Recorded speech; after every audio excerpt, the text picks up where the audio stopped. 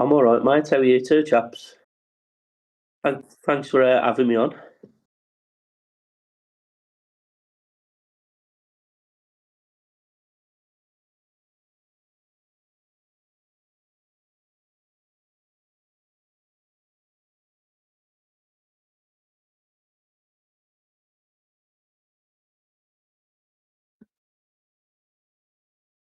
It's nice online because you still get people will pop up now and then and be really abusive, and then I can have a bit of back and forth, and they don't realise they've lost before they've started because it's pretend, obviously, But it should be obvious. I mean, the name Poundland gives it away, really, doesn't it? I was going to do like a whole backstory and pretend it was an old Viking name or something like that, but I never really got round to it.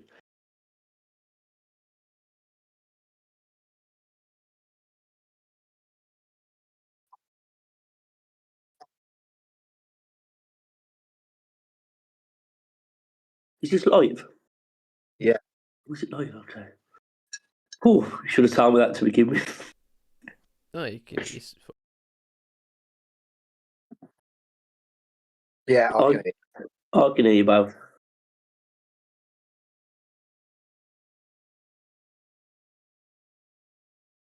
Yeah. Yep.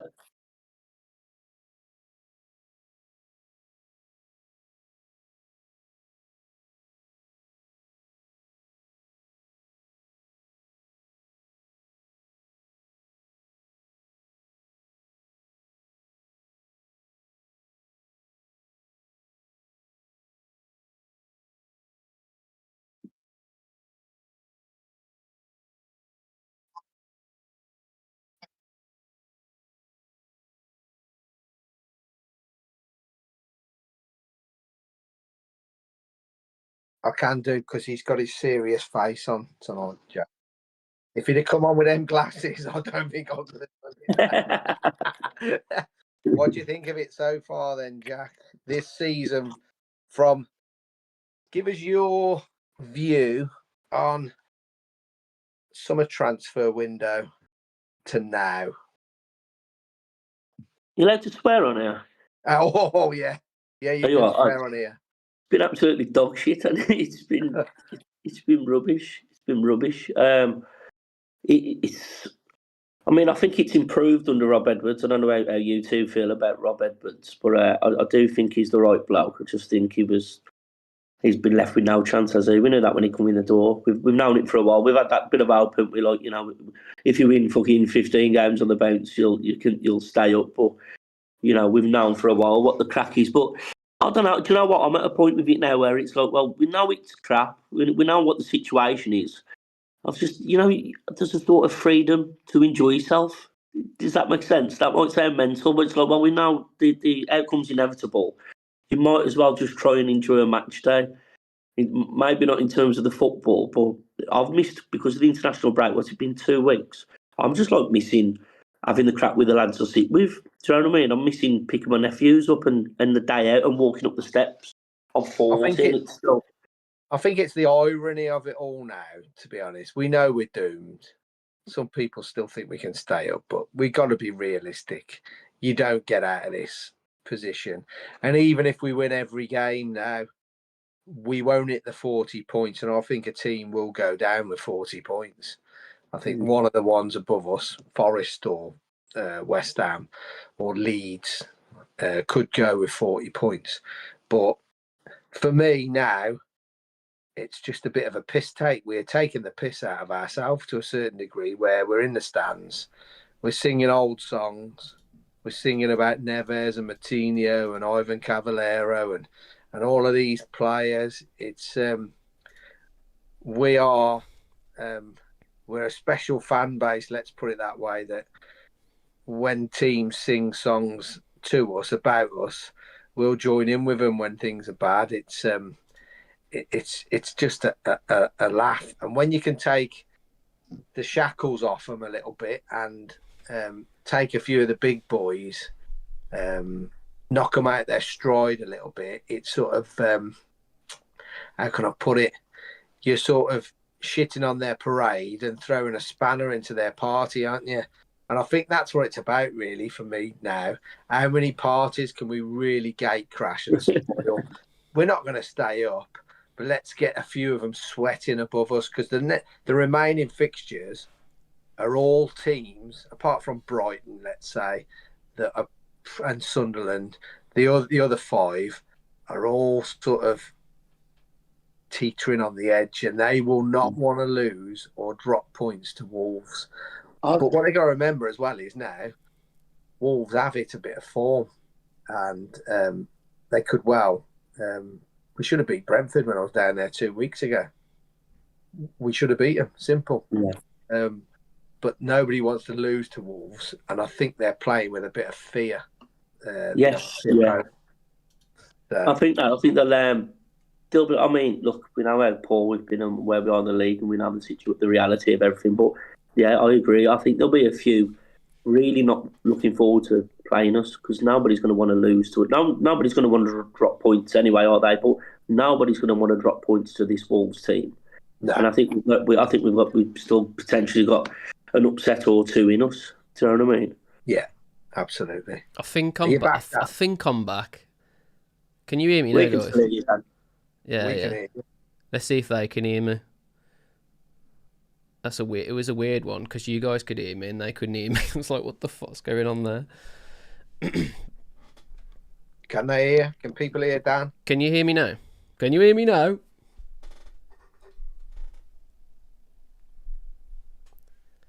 I hope so. Anybody commented yet? Yes, Dan. Yes. We back. We're in. You got your job back, Dan. Fucking hell. Bet you shit yourself then, didn't you, Sutty? I come here to co-host. Yes, guys, sorry about that. I'm, as you know, I'm into my music, and I've set all this up. The last time I used it for a different thing, basically, and it was all set up different. But anyway, we're here now.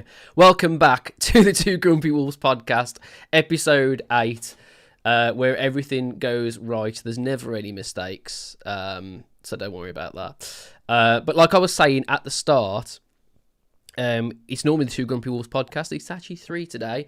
Jack's here. I'm sure you've already heard his sort of side of the story about the season so far, and we'll go into that a little bit more in depth in a minute, Jack, because I always like to hear what other people thought of this shit show this season, because everybody's very, very similar, and then there's the odd little thing that I find interesting. So it'd be, I'm interested to see what you guys you're all thinking.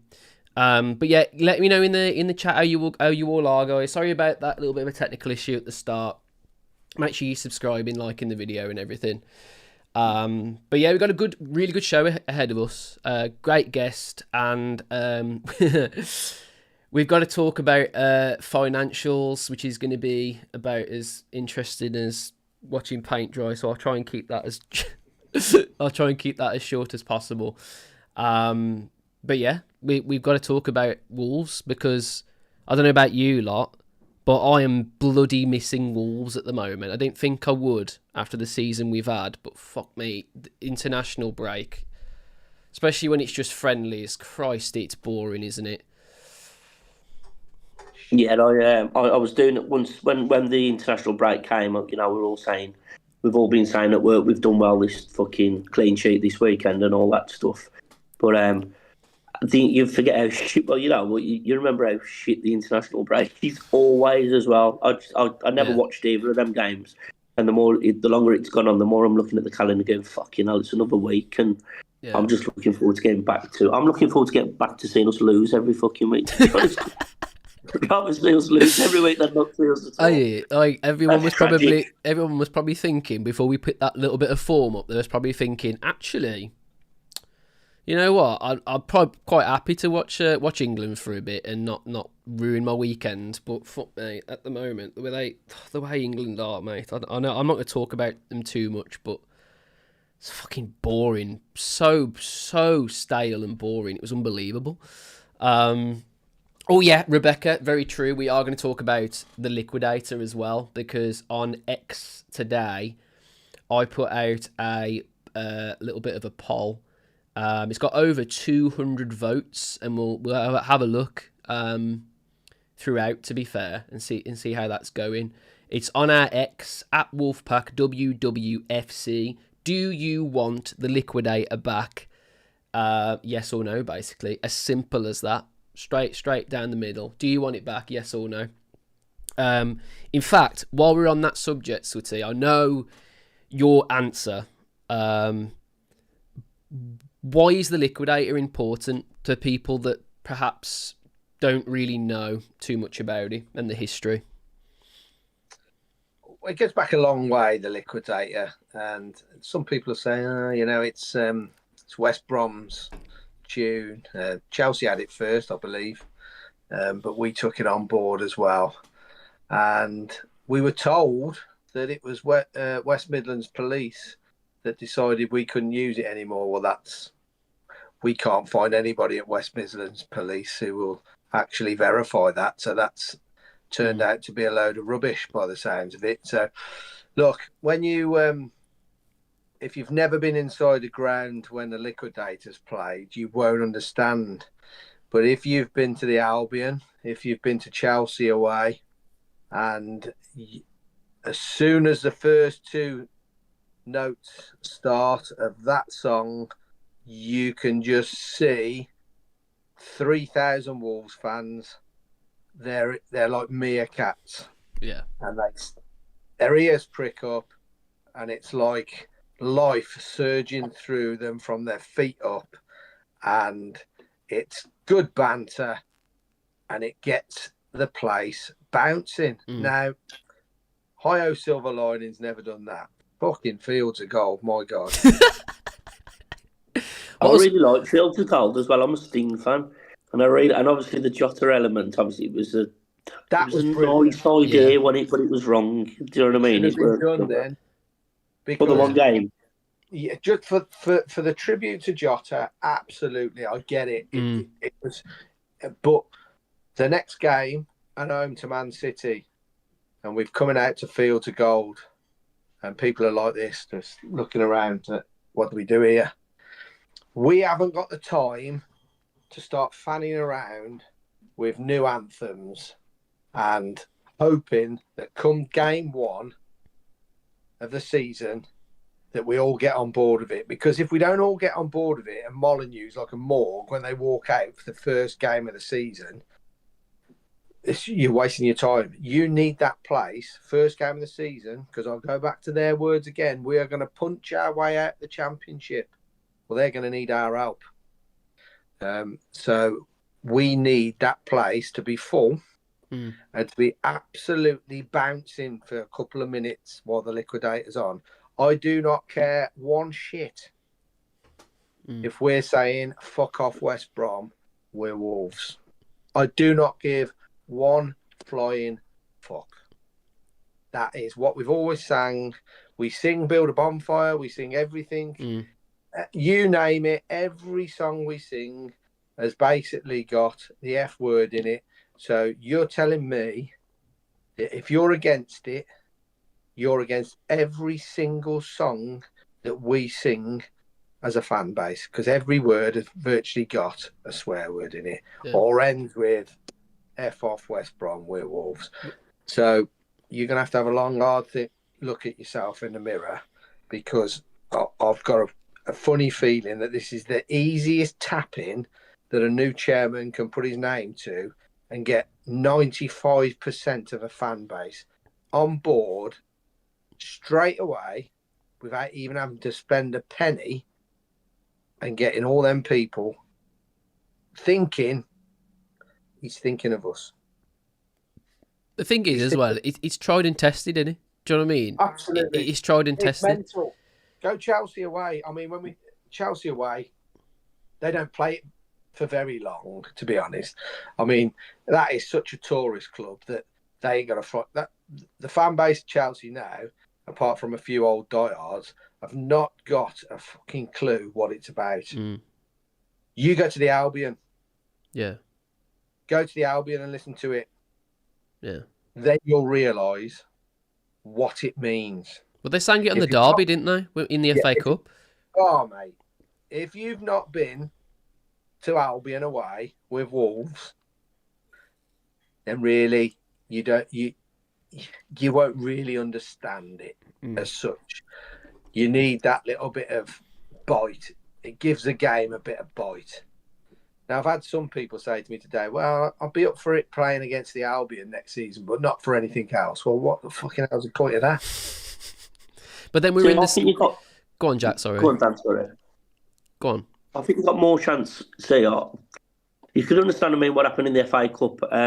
That's how you know it's a lot of rubbish about it being banned by the police, because why would they ban it at Molineux and they're to be played during the derby in the FA Cup when, they all end up on the pitch and all them embarrassing scenes. But my thing to what I'd say as a Sutty agony like this, to a bit of leeway with it, or a bit of meeting in the middle, and go, look, well, we're going to play this, but both clubs should possibly agree not to play it on the actual fucking day we play each other, just as a kind of figure. Well, that's the only way you can say somebody can say it causes trouble or fucking, because it ain't going to cause trouble any other time, is it? Do you know what I mean? It is just a song. I know it's more than a song, but you know what I mean? It's not going to lead to any football trouble unless it's played on the day when you play each other, in which case you could understand somebody saying, let's not play it today. Both clubs agree because of potential things that can happen as a result of it.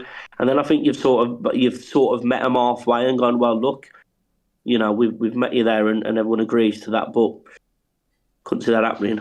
You don't look too happy about that sort of thing either. But I'm just figuring out what I would say to sort of combat whatever other people saying that, bringing up violence and stuff like that. Do you know what I mean?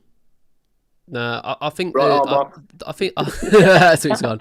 I think compromise is an option. If it really does, upset so many people. But I mean, that's why we've got a poll going, and it's going to be going for a solid week, and it's going to get an accurate response to God knows how many people that are going to vote for it.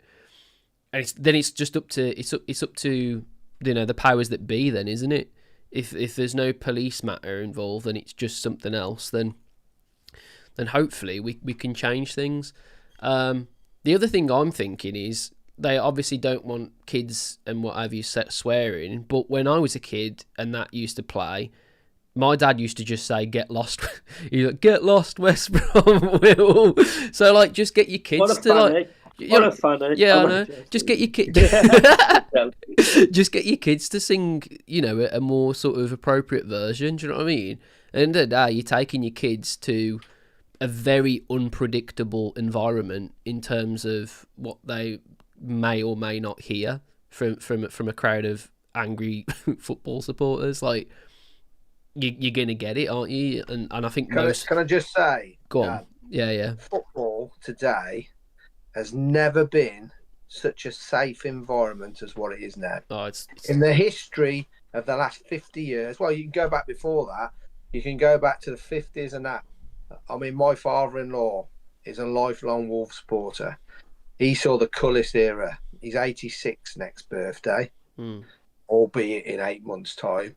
But he saw the greatest moments ever at football. And he was telling me that when the likes of Spurs come to Molineux, they were openly fighting then, back in the mid-50s. So this isn't this has gone through all through time of football violence. If you look at the first recorded instance of football violence, you're into the early 1900s. So this isn't a new thing. It's always been there. But I promise you now, with policing and what have you at football, it has never been such a safe environment. It's like anywhere. If I go to a pub tonight after this, I've got a pub just over the road from where I live, and if I go into that pub and say, right, okay, I fancy a bit of a knock here, who wants it? Somebody will get involved with you. If you behave yourself and just go for a sing-song or whatever, these are just words. These are just words. Now, I'm an old man now. I don't want to be involved in all of that now. I've seen it all. There'll be people in it. I know for a fact there's people in our comments like me, old school, who've seen it all, done it all. We're old, but we remember those times. And now, fully agree with me now that football is a lot softer now than what it was back in the 70s, 80s, and 90s. And that's purely down to a thing called the CCTV. And you are on camera. As soon as you get off onto a train, no matter where you get on, you're on a camera. As soon as you get off it, you're back on a camera. And they can track you wherever you go. There's very, very, very few instances of football violence in the top two or three leagues in this, because it's so well policed. So it's just a song. Yeah, it does say "fuck off West Brom, we're Wolves," and they sing "fuck off Wanderers, West Brom," but it's a bit of banter, but it gets the place bouncing. And we're going to need all the help we can get next year, because I don't think it's as easy as what they're making out it's going to be. I think that is the key takeaway, isn't it? The key takeaway is, out of everybody that doesn't agree with the swearing, etc., no one will disagree that song will not get us all going on match day. Like, no one's going to disagree with that, because every time it's played at the Molineux since I was a kid, it's always generated so much hype and you know, we haven't had that for a long time. We've been starting games really stale from the start. It's no illusion that if you look at Wolves for a good long time now, we're not a club that starts well in football matches. It takes us a good while to actually start to do something in a football match. It genuinely could be as easy as just hyping the crowd up a little bit to be that 12th man, do you know what I mean? Probably need to play all through the first half, to be honest. On repeat. Play it on a loop. 45 minutes. That's what Sutty wants. That's what Sutty wants. He just wants it. He just wants it. You know, fucking blaring around the pitch the whole time. That'd do me. I'll just go and have a dance in the south. I was going to ask you, mate, because out of us three here, obviously, you've been going up the longest. Can you remember it coming in? You remember it being the start of it being played before game? I mean, was it like late 70s or early 80s? Or 78. April 78 was the first game I ever went to at home against Southampton. So I'm poor. As a little showing boy, showing your age. I can't really remember it as a little boy, as a really little boy, because I was only like 7 or 8. And it was noisy then. It was really noisy. You had all the dads used to basically stand up the back, and I stood in the old Molineux Road stand, the one where the roof went, like where the Steve Bull is now.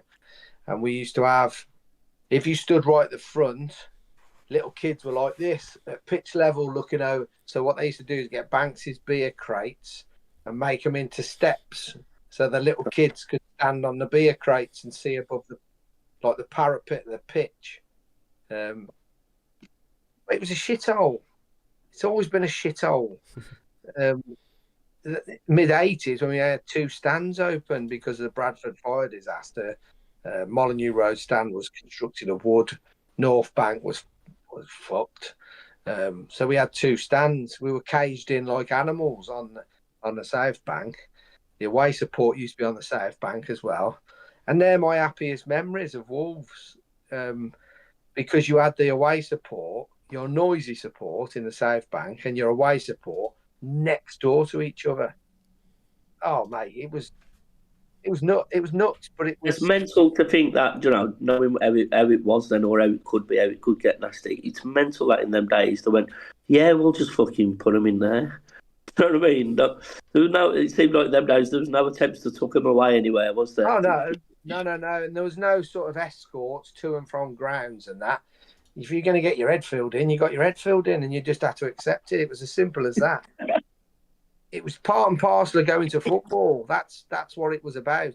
It's never been a safe. No way would I have took my 5-year-old lad when he first went, had it been as it was in the early 80s, mid 80s. No way would I have took my son. But I took him at 5 years of age to Molineux. We walked. I always remember it was his first game was against Norwich City, and we walked down from the train station with a load of Norwich supporters, and he got his little Wolf shirt on, and they were all chatting to him, and he was telling them how it was his first game and that. Safe as houses, just honestly, there's very, very little trouble now. I'm not having it that a song that sings F off West Brom can incite violence. I'm not having it. You've done so well there to bring that back in. You did that. Did you like that little loop I did there? Yeah, it was fucking wicked. It was genuinely really impressive. So so that's like, look, when was the last time you actually saw major violence at Molineux? I did. Well, you're going to struggle. Yeah. And I've not. The only time I was in any disorder was the 5-1 Albion thing, I think. Yeah, well, you can sort of understand that. They're your biggest rivals, and you've just got thumped 5-1 at home. No one's going to be happy, are they? And it'll kick off. It's the most policed game in West Midlands football. There's more police in the Black Country Derby than any other Midlands derby. Fact. How many kickoffs do you have in the morning for a top flight game? You won't get one, can you? 11:45. I know people say, Villa Blues, 12 o'clock, 12:30. That's what you won't get that with the Albion and the Wolves. Not a chance. It's always in the morning. So, but look, I'm not selling it as a great game at the moment because we're talking about football violence, but it's gone. The days of football violence have gone. It's very, very little of it there. There's nothing like it used to be. It's as safe as houses now, and so it should be. We need a younger generation to come through and support this football club, and we don't want to fight them off with loads of scrapping and stuff. Because when you look back at them days, it's fucking stupid, really, isn't it? Let's be honest. Having your collar felt for, fighting for a team that play in the colours that you love. I mean, it's just ridiculous, really. But it happened, and you can't say it didn't because it did, and we all know, and the ones that were involved know it happened. But we wouldn't want it back. We want to be able to go there, and it's a different environment, it's a better environment, but it can be better than what it is now. Yeah. It's always been tribal, hasn't it? But I think you've got to have those like little wins if you know that it's gonna please 94. What is it? I got it up here now. So to 92.3% of 234 people that have voted so far are saying that they want the liquidator back. Do you know what I mean? It's in the 90s already, which is. It's pretty staggering figures, really, and I'm going to keep it up for 6 days or so, and see if it changes. But I mean, that's a lot of people to be just pressing yes in it. I don't know who the hell's saying no. Probably West Brom fans. But you could actually get that. You could get rival fans. No, we don't want it. That's the thing of a poll at the end of the day. But we love that song in general, the fan base in general. People my age, there's going to be very few people my age who followed Wolves home and away and done, the amount of games like I've done. Yeah, we're going to go. Oh, I don't fancy that. I fancy Fields of Gold. We just want a bit. I can kind of see a little bit of our youth back, Dan. I think we said this before, but I can kind of see what they were doing, trying to find a song that's unique to us and whatever. But I think there's a time and a place for it, and I don't think going down back to the Championship is the right time. To be honest, I think that's the time where you want everyone united, and you want everybody on the same page, don't you? And I know I'm gabbling on a little bit here about it now, but I think what they were trying to do was trying to get You'll Never Walk Alone, a version of that could be a slow anthem where it's sort of rousing. But let's be honest, I mean, Jack was there for the game at Liverpool this year.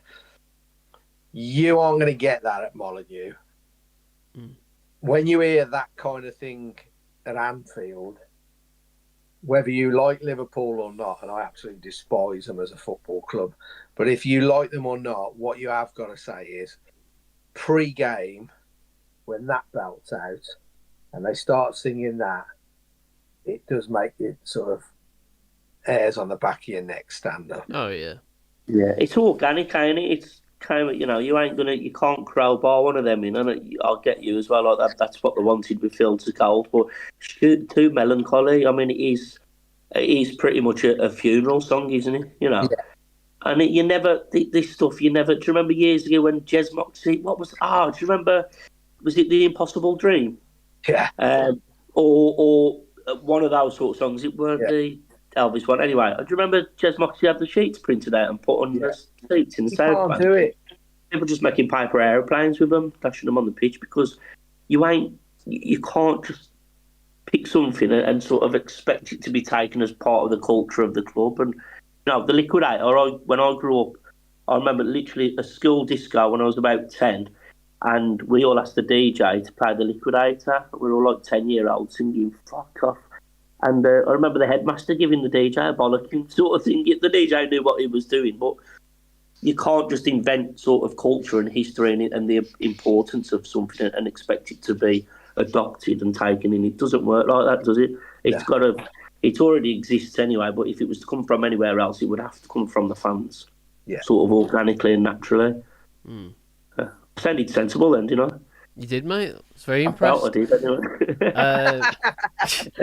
So I've actually got the chat up now. It was really bugging on me, I couldn't get it to work. But I've got it up now. It was linked to a different thing, so I do apologise if I haven't got you guys involved. But yeah, let me know what you guys think. The link to the poll is Wolfpack WWFC on X/Twitter. Still call it Twitter. And yeah, I can see you guys now, so apologies for not getting you involved. Let me know what you guys think. Do you want the Liquidator back? Yes or no? And give me a reason. Why do you want it back? Do you know what I mean? But yeah, thanks very much for being here, Starsky, Rebecca, Carl, Joe, Martin, Ella, Neil, Sativa, Matthew... Loads and loads of people here. Tommy, thank you so much for being here, guys. I've only just managed to get the fucking chat working. It's been a bit of a nightmare, I'm not going to lie. But yeah, it's all working now. So yeah, get involved. And yeah, I'm going to go to our next subject now. But I'm going to keep that poll active for 6 days. So we're going to keep looking at that over and over and see what people think. At the end of the day, yeah. So Sharky, yeah, it's not Starsky and Hutch. Sorry about that, mate. So yeah, next bit of business. The next bit of business is the Wolves financials. So I'm not sure if Express & Star mentioned it first, but that's the article I've got up here. And basically, they were just... It's always good to see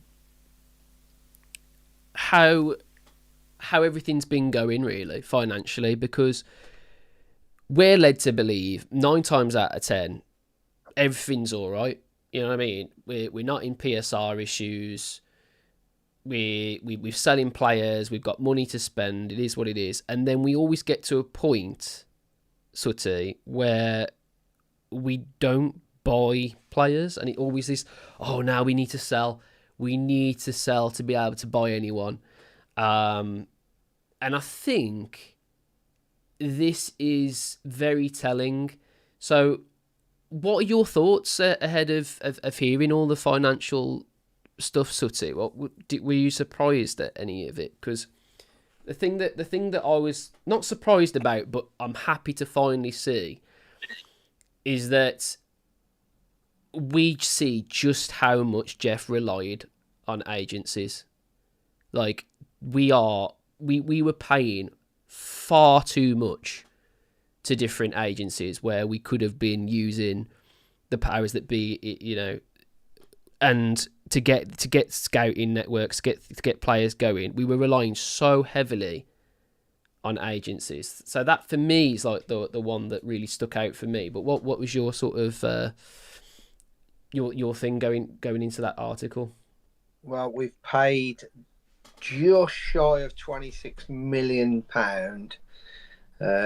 from February 25 to February 26 on agents' fees. That's just the fees you give to agents to sort your transfers out. That's not the transfer fees, obviously. That puts us at number 7 in the league for so the top 6 teams, really, the cartel as I call them, are above us.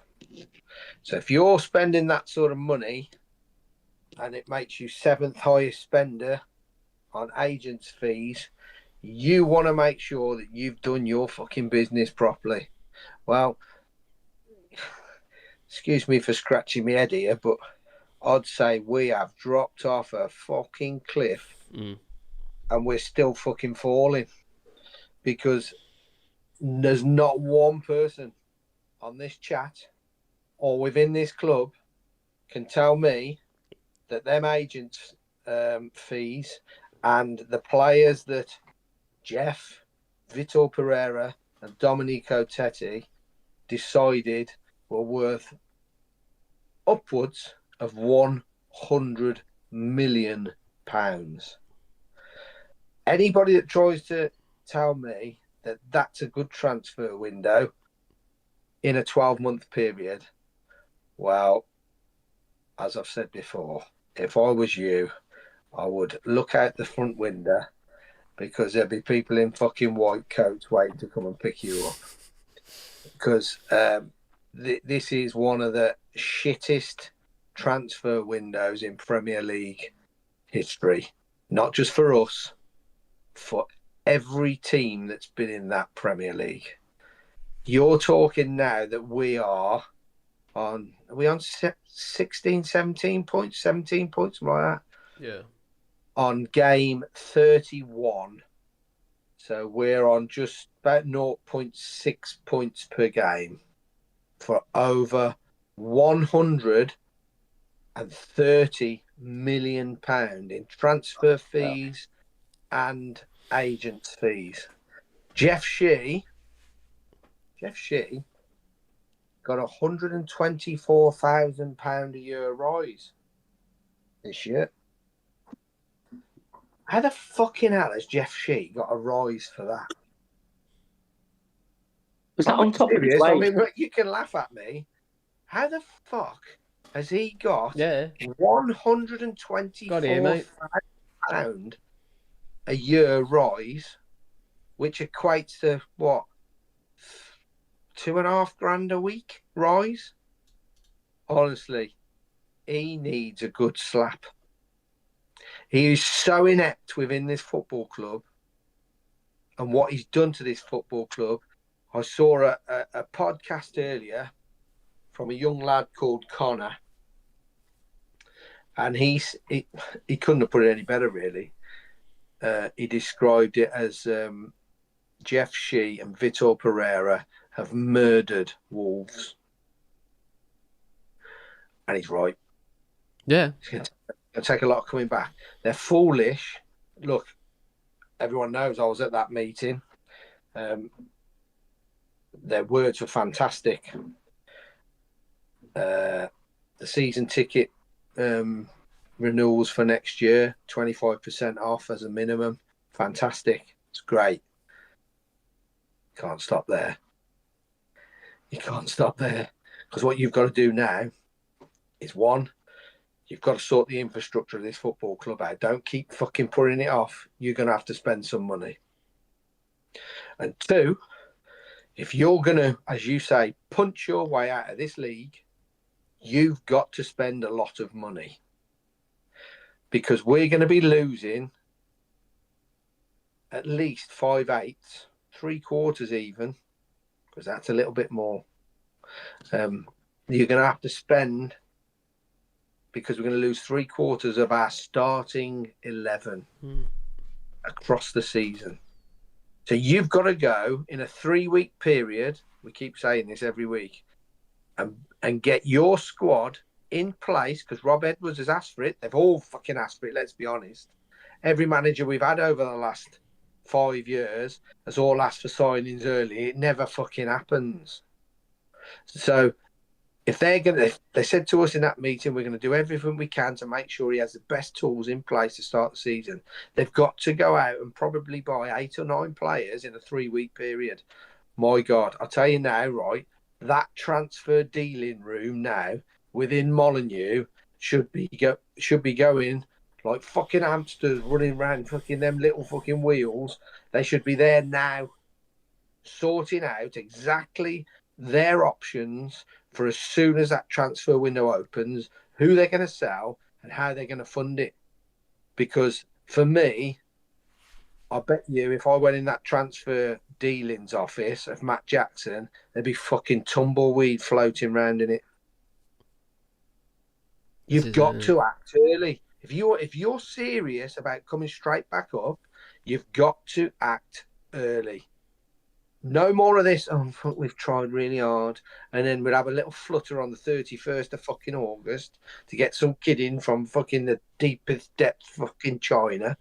Fuck that. We don't want that. We need proven players for that league. And if they do come up, they've got to be good enough to withstand a season in the Championship. And then they've got to add 3 or 4 quality players to what's brought you up. Yeah. Well, forgive me for saying, but I'm a little bit fucking sceptical still about this, because yes, they've given us a season ticket. We've told them whether it's good news or bad news, tell us, be open with us. That £15.3 million loss is like me and you flicking a 20 pence piece down a gutter to them. Yeah, it's fuck all. They've just recorded as a company a $2 billion loss this year on £19 billion worth of profit from the previous year. So they've still made £17 billion. They're just $2 billion down from last year. Then that's yeah. So, fuck. And he's had to apologise to his shareholders because we've lost £2 billion. We still made 17 billion, but it ain't as much as the 19 billion. Wow, I'm really sorry, Mr. Chairman and owner, but you've got to do something fucking special this close season to win us back. Because as I said to him in that meeting, Dan, if you think you've seen the worst, take it from me, you haven't. No. Because if we get off to a shit start next season, oh my fucking God, it will be toxic. Yeah, I agree. There's always somebody who comes down and really fucking struggles, isn't there? And Yeah. if Spurs is one of them, you can write them off. Spurs will be right back up there. Yeah. Burnley will do well. I might be totally wrong. It's Scott Parker at Burnley, isn't it? Yeah, they'll be organised because he's done it before, experienced. So it could well be us, like you say, Sutty. So you say we would need, you're looking at 8 or 9 players within 3 weeks to come in. You just can't. I mean, I'm an optimist at the best, even when things are terrible. But I can't fucking imagine. I just can't see it. Can you?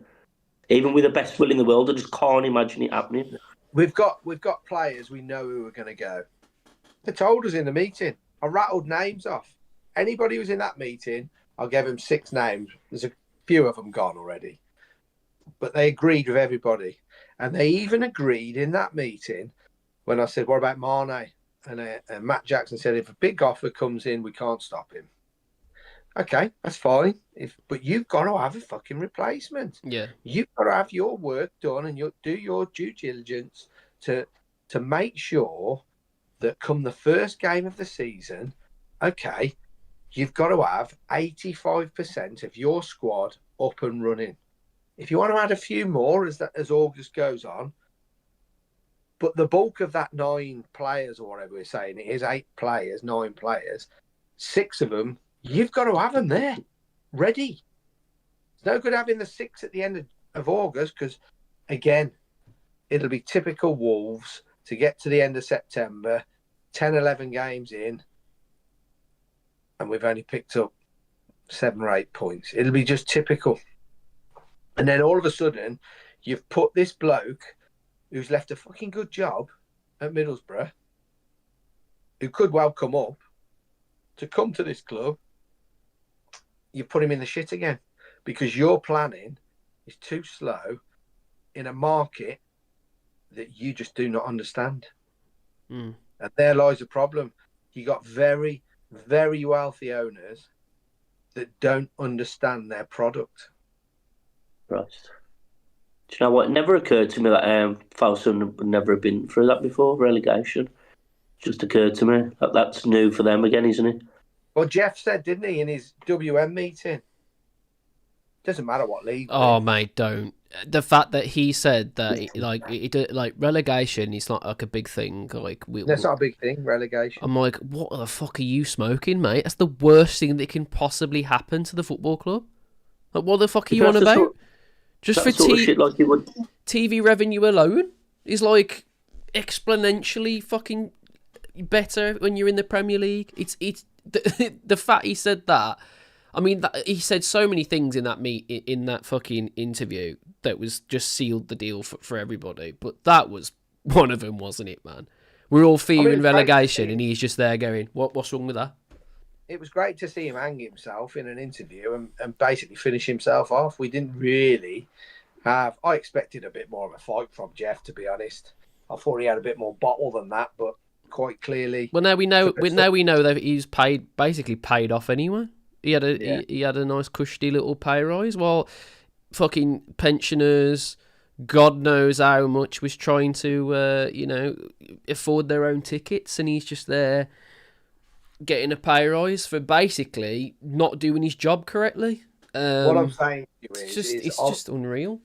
I'm saying to you, I came out of that meeting, and a final shot I gave to him were, your words sound very good, but talk is cheap and you'll be judged on your actions. And I left them with that, and everybody in that room agreed with it, and they will be held accountable. I do believe that we need to do... People can disagree with me here. We need to do one more visual display before this season's over, just to remind them. I agree with that. I agree with that. I'm not saying you've all got to get 5,000 out on the Waterloo Road, but what I'm saying is there has to be one more visual display to say, don't think we've gone away, because we fucking haven't. They need to prove it now. Absolutely need to prove it, and it's going to be the most fucking shot in the dark experience for everybody involved. No one knows what to expect. You two, honestly, I can sit here. I've been brutally honest over a 4-year period about this ownership and this regime that's run our club. Run by a dictator. Nothing, and I mean this, I love this football club. It drives me mental at times, but I love it. And nothing would give me more pleasure to come on here in 2-3 years' time, and we've got back up and we're top half of the league. I'm not saying I want to win the league, but make us that team that other teams fear, especially coming to Molineux. I will sit here and I'll go, I'll never say I got it wrong, because I didn't get it wrong. I got it absolutely fucking spot on. And I worked them out a long time ago, being called an absolute idiot and everything by a lot of people a long time ago. But if they get it right to the point where we were with Nuno, finishing 7th and competing FA Cup semi-finals, maybe have a flirt at a League Cup final. Look, I'll sit here and I'll go, they've learnt their lesson, and you've got to give them credit for it. But if we're going to keep fucking going up and down, just so they can keep having a bit of money going up to the Premier League again, well, for me, they can fuck off. It ain't worth it. It really ain't worth it at all. Yeah, I think the main takeaway is really, just scanning the article, is that, you know, we've made a loss of 15.3 million, but in the same time we've made that, you know, we've made a profit of 117 million in player sales. So it's like they need to take the idea of us actually getting money in the kitty. They have to run away with that now in the Championship and be the team that everyone's going, fucking hell. Like, they're gonna be the ones everyone's, like, the bookie's gonna put all the money and say, yeah, Wolves are gonna be the ones to go up. Because if they don't, where's the money gone? Where's it all fucking gone?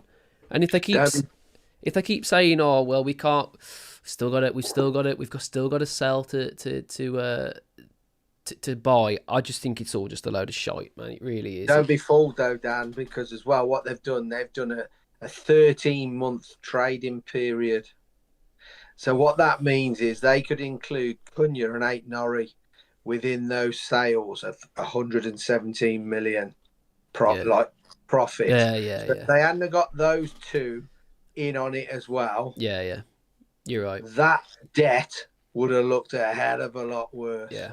That have been quite cute there. But it goes to show that there's a lot of things they've got to do within this football club to make it sustainable as they want it. And the biggest thing that they can do, and a lot of people will go, well, they're not going to do that because it's a long-term debt. And, you know, if you've got a 30,000 seat stadium, you're never going to do fuck all. Not in the Premier League. Not unless you're in London, you won't do fuck all. I mean, Brentford can outspend us. Spent 42 million on a centre forward last summer. Brentford on one player. Got a capacity of 17,000. Far better run football club than ours. We're run by a load of chancers, basically.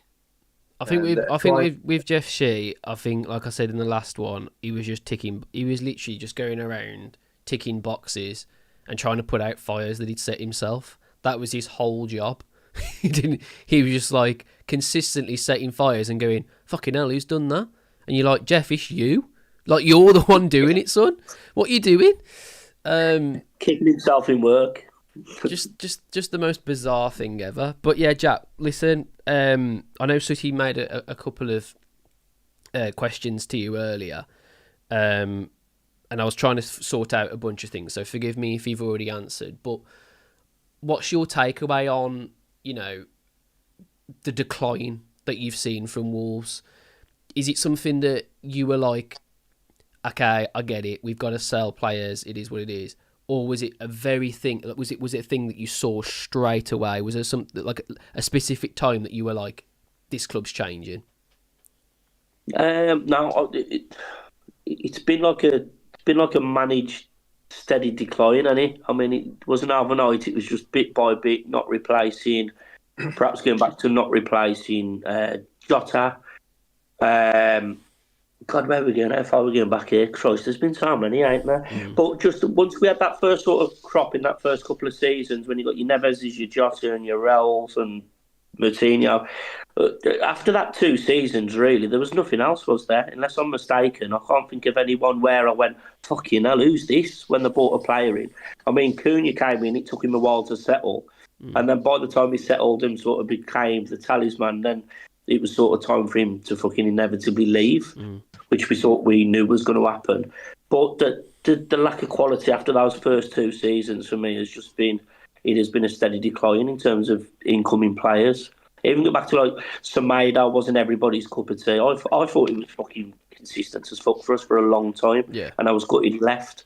And just using that as a little example, there going from Semedo to Jackson to Chucho, it just tells you everything you need to know, doesn't it? Really, just that, like, they thought this guy will replace that guy, and I don't know why.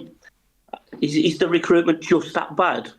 I mean, you know, it can't be that bad. How could it be that good to begin with? Do you know what I mean? Does that make sort of sense? Yeah, I just can't believe the gulf in the difference of class of player that they had the ambition to try and go and grab the youngest ever bloke to be captain in the Champions League. To get Neves in the Championship, I don't know, just gradually got worse and worse, and it's not going to change, is it? There's not going to be that war chest. I'm absolutely convinced. We're not going to try and buy the league next season. They will attempt to be seeming to appear that they're being cute with the money and clever with the spending, but I just think it'll lead to a lesser calibre of player again. I think we'll see the likes of the Brazilians will obviously leave, and we're not going to try and look to get somebody. We're not going to look in Europe again and try and can we fucking find this? Where's this next wonder kid? But they're not going to do that. I'm convinced of it.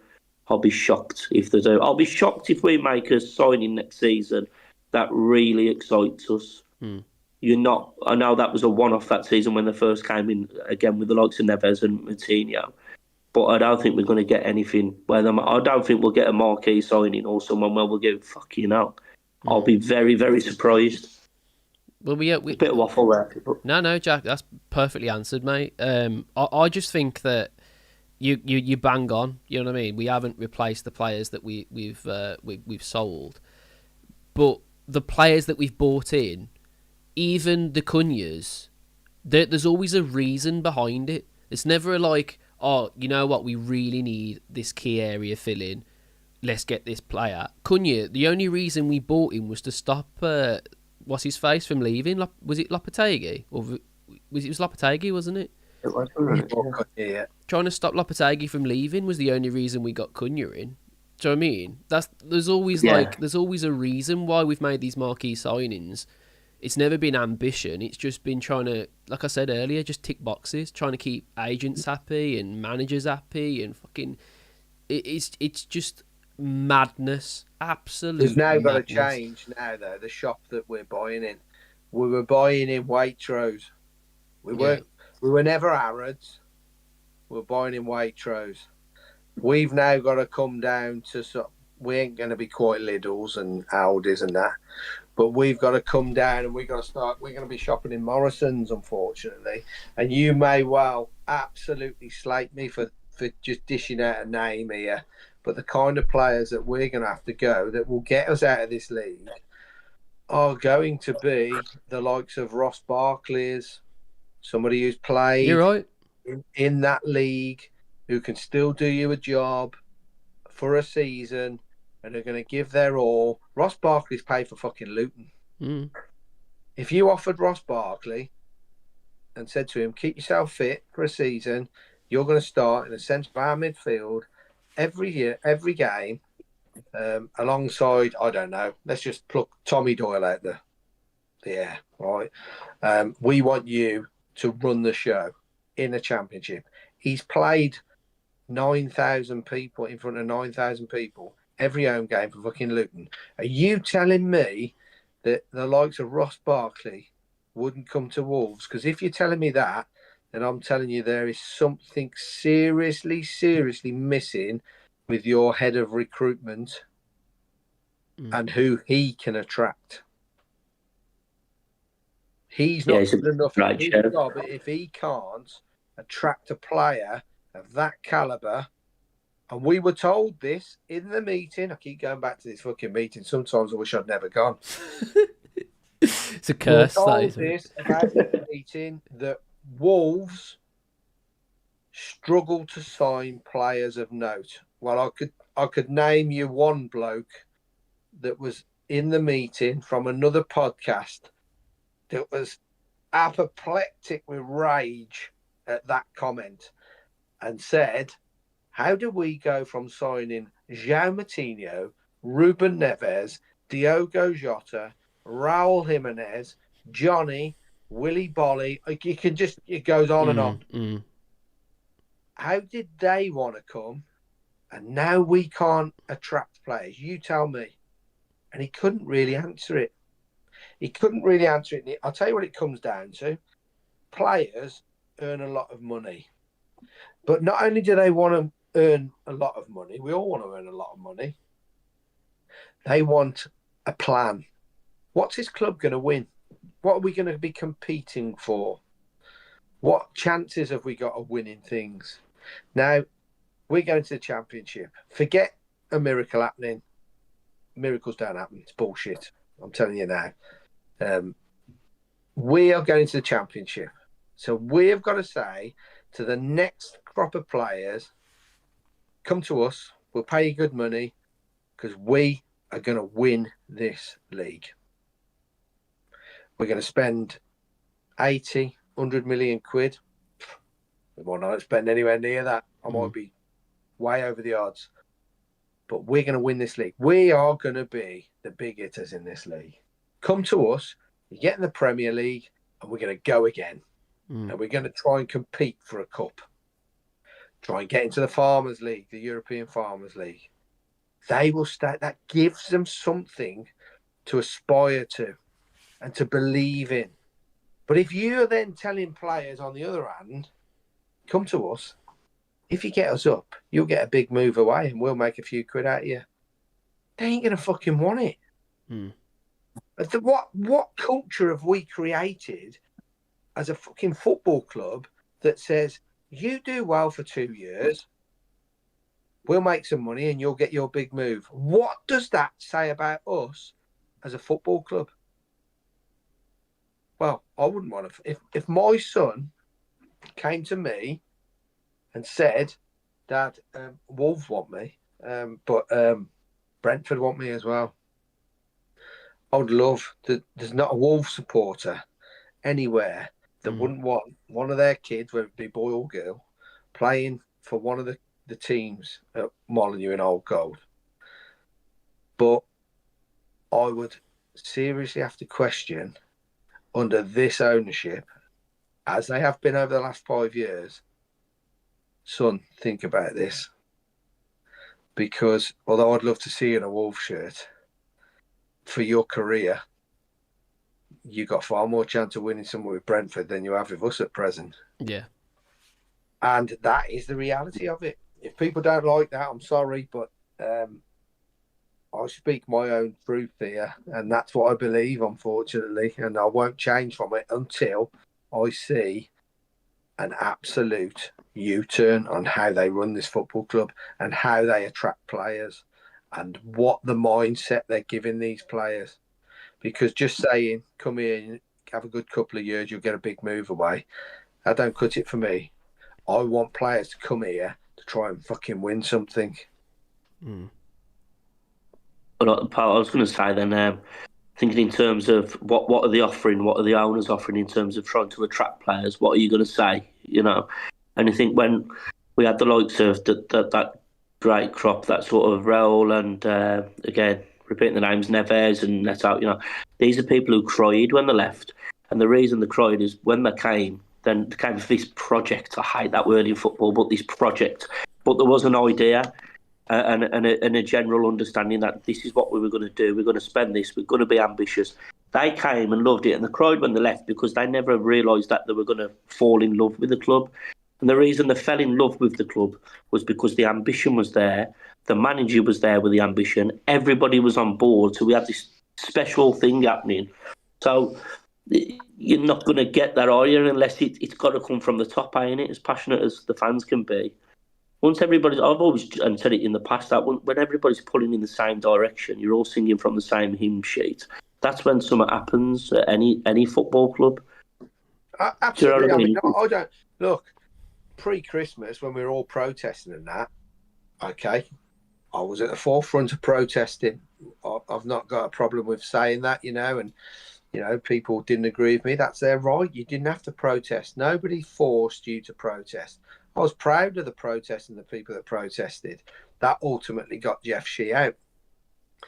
I don't really want to go to football thinking, how can I piss this lot off today? How can I make my point to this today, to these people, about how I'm not happy with how this football club's being run? I want to go to football, watch my team win or lose, play badly or play well, and think, yeah, I've had a great day.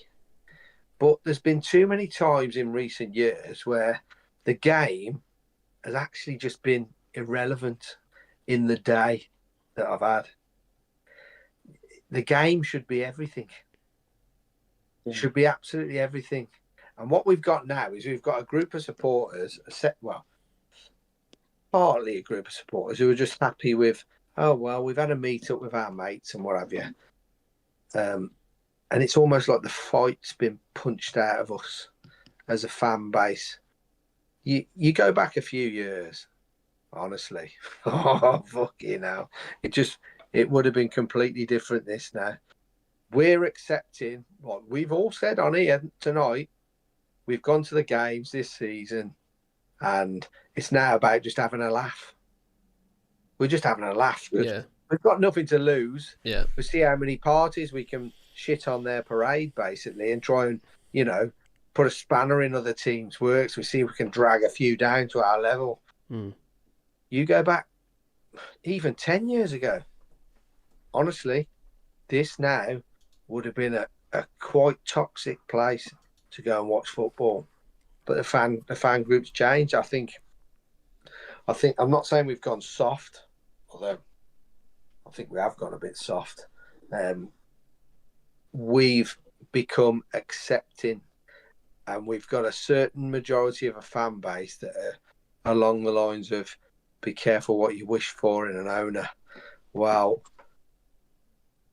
it's going to take a pretty wealthy person to buy Wolverhampton Wanderers, because they're going to have to stump up somewhere in the region of 300, 400 million quid.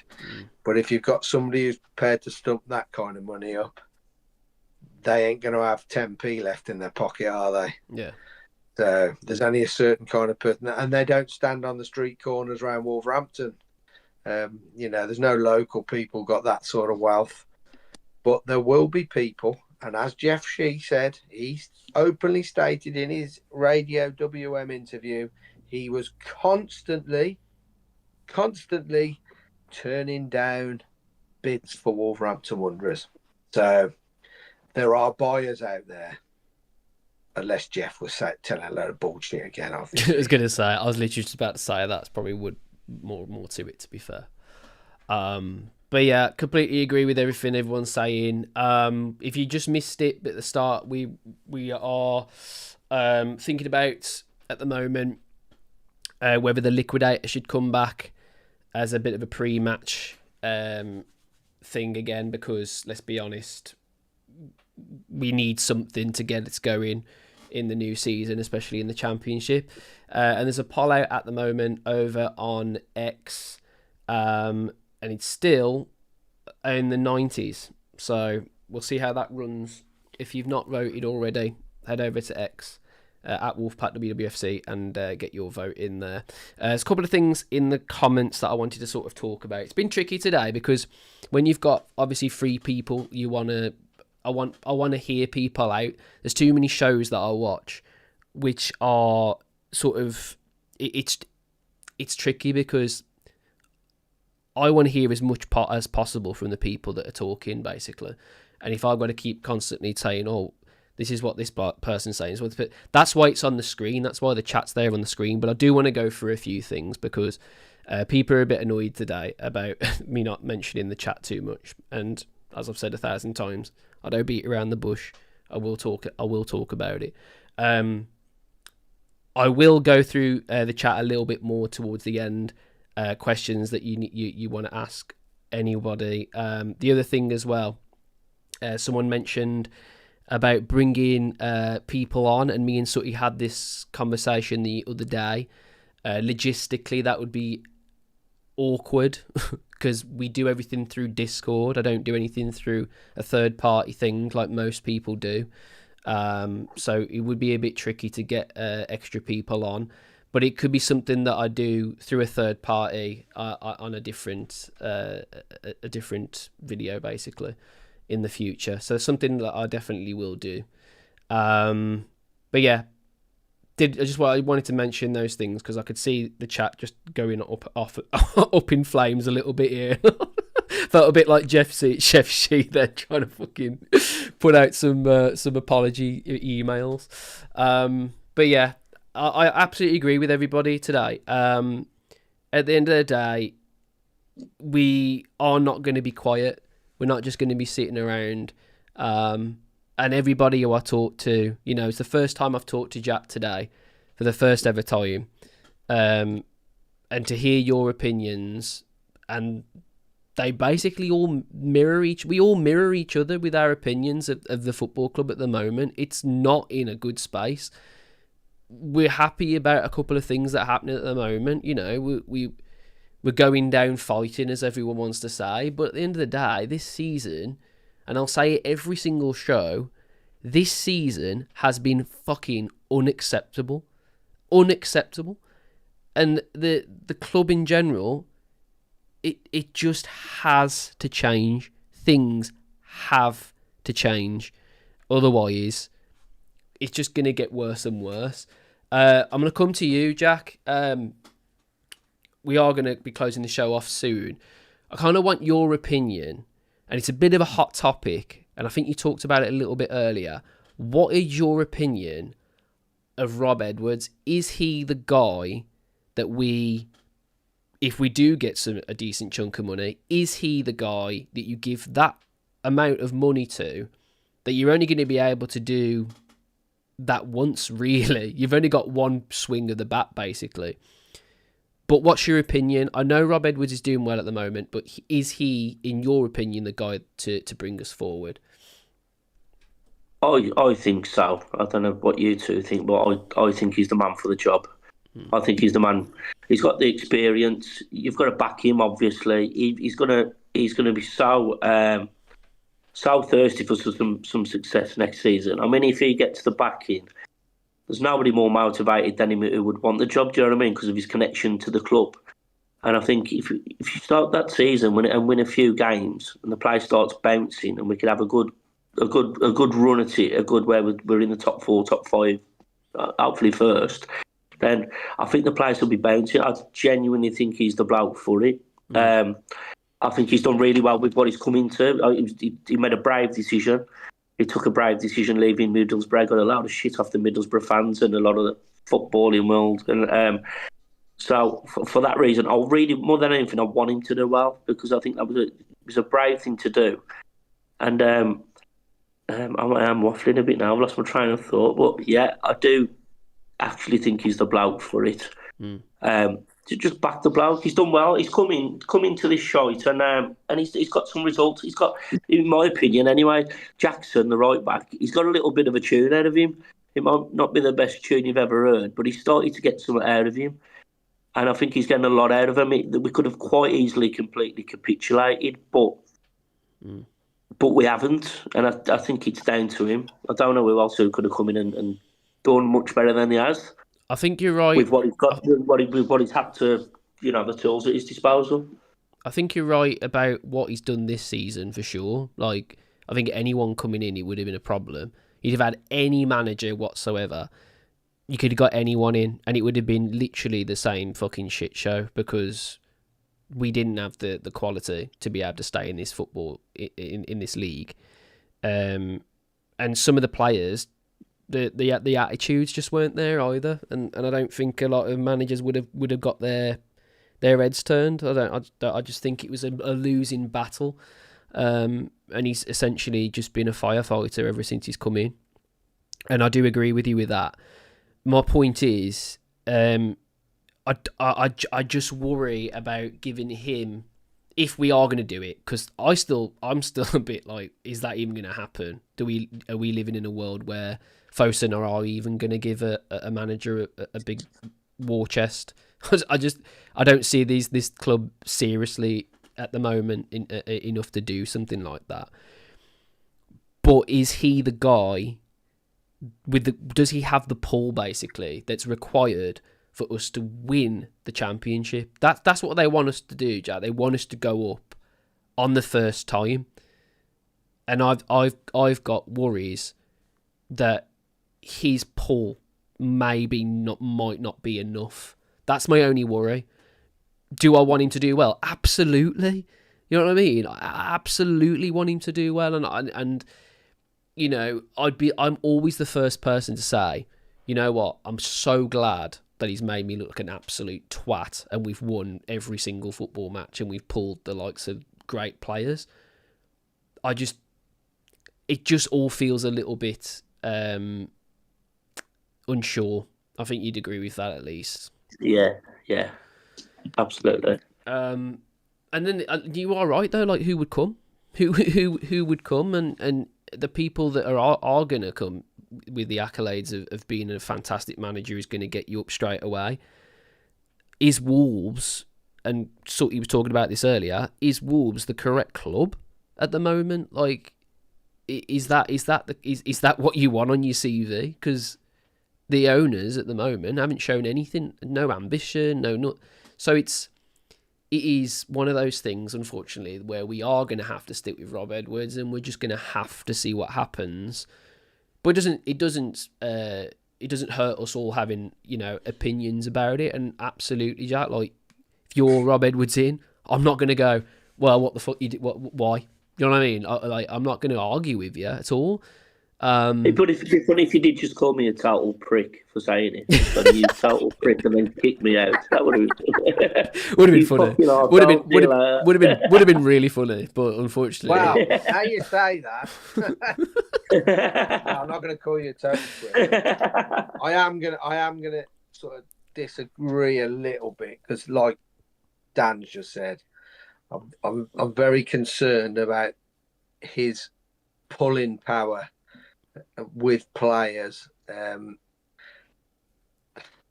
not only Rob Edwards, thoroughly decent bloke Rob Edwards, and he's getting a tune out of them. I'm not knocking him. He, like any manager, you can look at what they do on the pitch and go, why the fucking hell has he brought him on and took him off and stuff like that. All changes within a game don't work. Sometimes it works, sometimes it doesn't. You're trying to shuffle your pack at the end of the day. And I'm just not convinced. I'm still not convinced they're going to spend a load of money.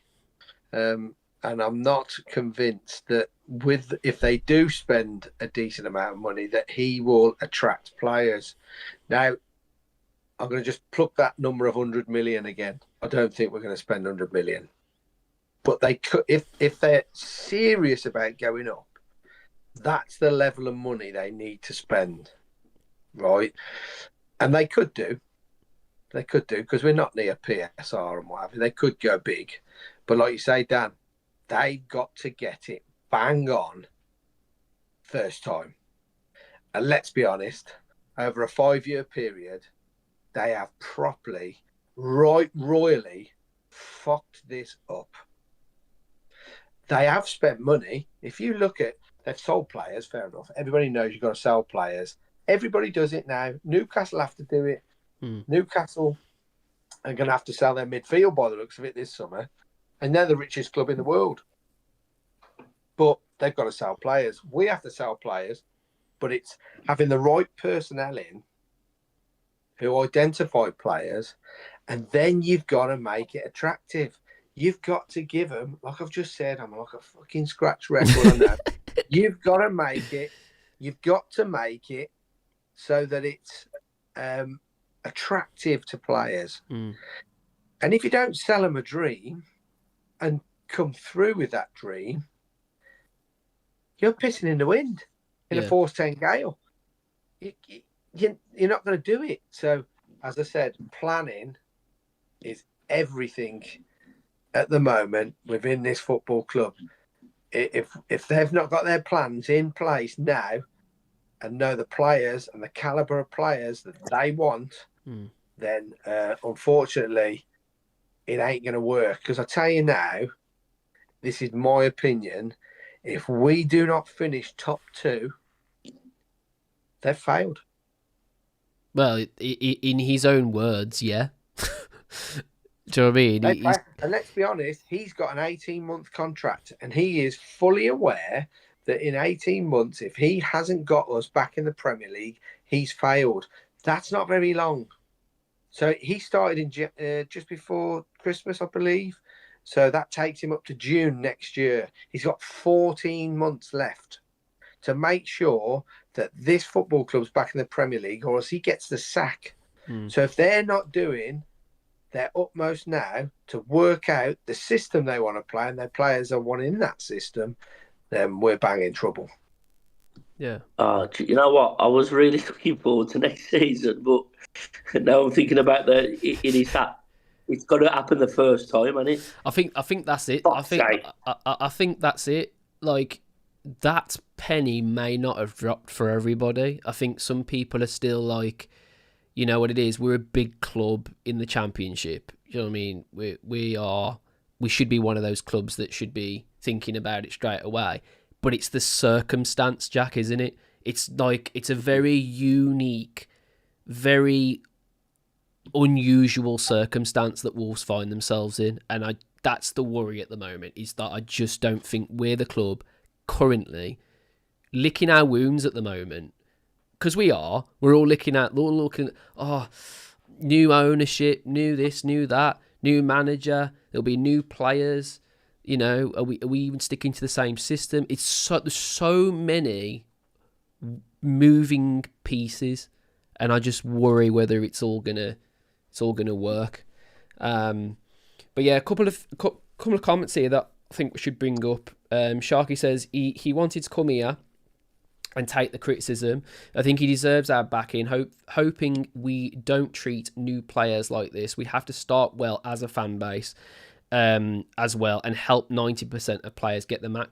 The thing is, we just want to see the basics.